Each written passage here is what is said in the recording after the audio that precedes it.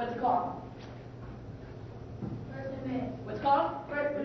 I'm Kenneth Roy with Armstrong Commercial Ceiling Systems, and we are making a video to demonstrate the degree of speech intelligibility that the kids are currently living with in this classroom.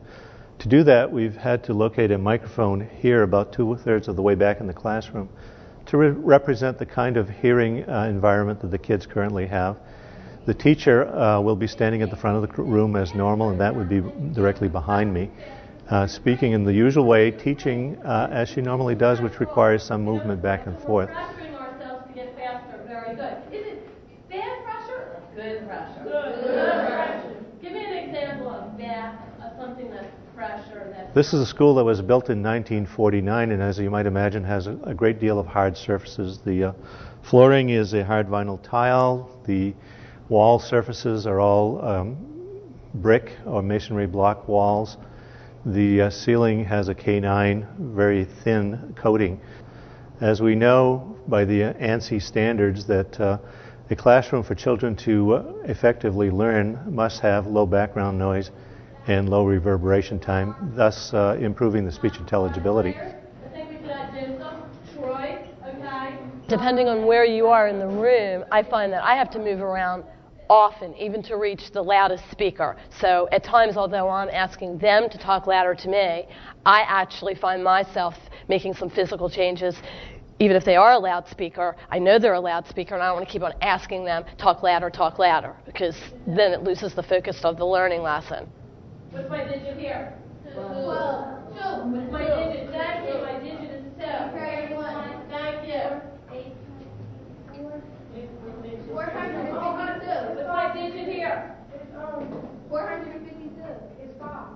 The attention span in the children in the back is much less. They will often raise their hand and ask me to please repeat, or I didn't hear you. It always seems that they're looking, straining harder to hear what I'm saying. They're trying to pay attention to me, but I know they're not getting it. So often I'll say, did everyone in the back hear me? And I'll say, we didn't, and it's always, we didn't. Either I'm moving to get closer to them, or I'm saying, do me a favor, you come up. If there's any kind of activity in the hallway, I lose them, and they lose me. And I don't really want to get louder than them, because that's not, it's just not my personality to be like preaching and screeching all day. All right, people. Let me hear you say, I'm doing better on the benchmark. I'm doing better on the benchmark. I know I beat my score from last time. I know I beat my score from last time. All right, volunteer to pass these out. We're back at the Lamberton School in the Philadelphia School District, and this is the same 6th grade classroom that we visited previously. Since that visit, we've changed the ceiling by applying a suspended Armstrong acoustical ceiling. This is the school zone fine fissured ceiling tile that's being used. We did this because we wanted to improve the acoustics in the room, specifically the speech intelligibility. And by adding this new ceiling tile, we're able to improve dramatically the amount of absorption in the room. We know that we can get help, too, because it might be our problem. And that's good communication. Okay. So, Lance, would you tell us what your difficulty? Not only does it reduce the reverberation time, but it also reduces the noise in the space, both from activity noise from the kids in the space and noise that's transmitted in from outside. It's quite enough now to the point that we're starting to actually hear the HVAC system supplying the heating air to the space, which we couldn't hear before, above all the activity noise. A couple people, share with me. Who is on doing this with us? Raise your hand. Okay. Tia? I started out with my usual tone, which is loud because I'm hearing a lot of extraneous sounds, pencils, paper, windows, and I did not hear that today. Okay, but you're on and talk to me more. It was great. I was just hearing their voices, and I also noticed that I could hear them better. They were talking softly today. I could hear them better. 330. Amir. Amir, yeah, he's 330. Go, Amir. Usually I get some hesitation after I ask a question, and I find myself repeating the question, or did everyone hear the question?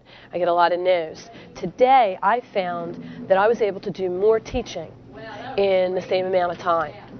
All right, let's hear first from today. Lance.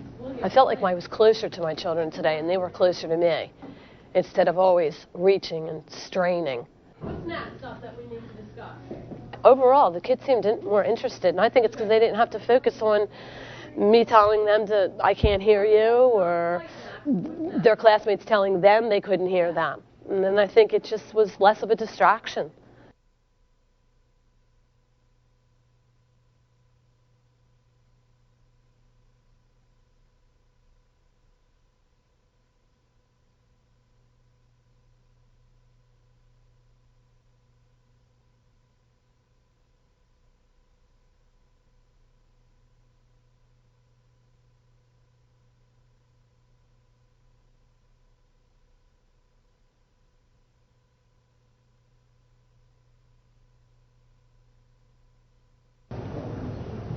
What's my digit here?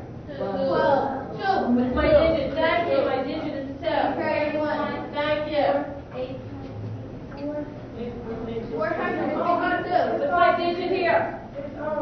452. It's 5. What's my digit here? 4.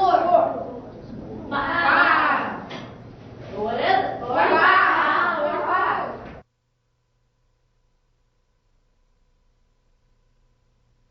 All right, people. Let me hear you say I'm doing better on the benchmark. I'm doing better on the benchmark. I know I beat my score from last time. I know I beat my score from last time. All right, volunteer to pass these out. Amir.